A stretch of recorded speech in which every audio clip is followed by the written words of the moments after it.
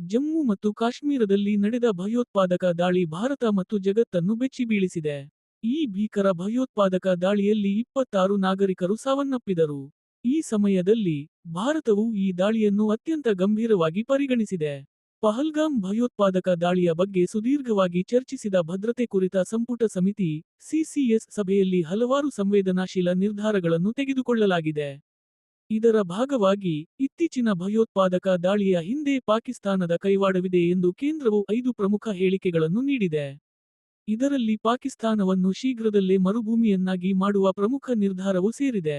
ಹೌದು, ಪಹಲ್ಗಾಮ್ ಭಯೋತ್ಪಾದಕ ದಾಳಿಯ ಹಿಂದೆ ಪಾಕಿಸ್ತಾನದ ಕೈವಾಡವಿದೆ ಎಂದು ಘೋಷಿಸಿದ ನಂತರ ಕೇಂದ್ರವು 5 ಪ್ರಮುಖ ನಿರ್ಧಾರಗಳನ್ನು ತೆಗೆದುಕೊಂಡಿದೆ.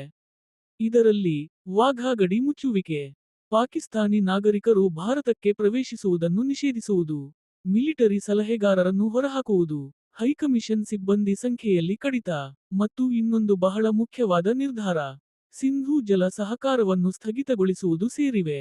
ವಾಸ್ತವವಾಗಿ, ಪಾಕಿಸ್ತಾನವು ಹಿಂದೆ ಹಲವು ಬಾರಿ ಭಾರತದ ಮೇಲೆ ಭಯೋತ್ಪಾದಕ ದಾಳಿಗಳನ್ನು ನಡೆಸಿದೆ.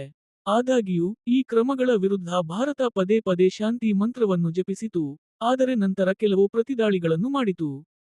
ಇದಲ್ಲದೆ, ಸಾಮಾನ್ಯ ಜನರಿಗೆ ತೊಂದರೆ ಕೊಡಬಾರದು ಎಂಬ ಉದ್ದೇಶದಿಂದ ಅವರು ಸಿಂಧೂ ನದಿಯ ನೀರಿನ ಬಳಿಗೆ ಹೋಗಲಿಲ್ಲ.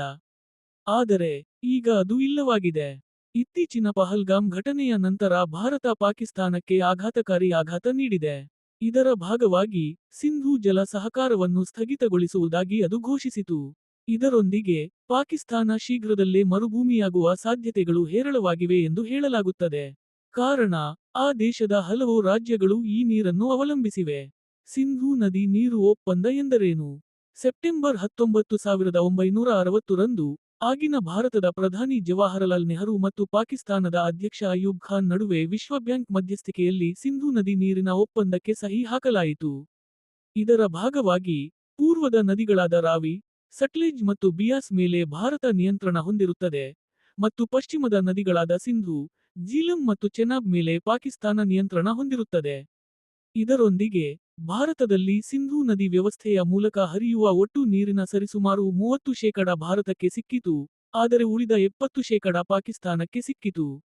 ಆದಾಗ್ಯೂ, ಈ ಒಪ್ಪಂದವು ಪಶ್ಚಿಮ ನದಿಗಳ ನೀರನ್ನು ವಿದ್ಯುತ್ ಉತ್ಪಾದನೆ, ಮೀನು ಸಾಕಣೆ ಇತ್ಯಾದಿ ಉದ್ದೇಶಗಳಿಗಾಗಿ ಬಳಸಲು ಅನುಮತಿಸುತ್ತದೆ. ಈ ಸಂದರ್ಭದಲ್ಲಿ, ಈ ಒಪ್ಪಂದದಿಂದ ಭಾರತಕ್ಕಿಂತ ಪಾಕಿಸ್ತಾನಕ್ಕೆ ಹೆಚ್ಚಿನ ಲಾಭವಾಗುತ್ತದೆ ಎಂಬ ವಾದವಿದೆ. ಈ ಸಂದರ್ಭದಲ್ಲಿ, 2016 ರಲ್ಲಿ ಉರಿ ಭಯೋತ್ಪಾದಕ ದಾಳಿಗೆ ಪ್ರತಿಕ್ರಿಯಿಸಿದ ಪ್ರಧಾನಿ ಮೋದಿ, ರಕ್ತ ಮತ್ತು ನೀರು ಒಟ್ಟಿಗೆ ಹರಿಯಲು ಸಾಧ್ಯವಿಲ್ಲ ಎಂದು ಪ್ರತಿಕ್ರಿಯಿಸಿದರು. ನಂತರ, 2023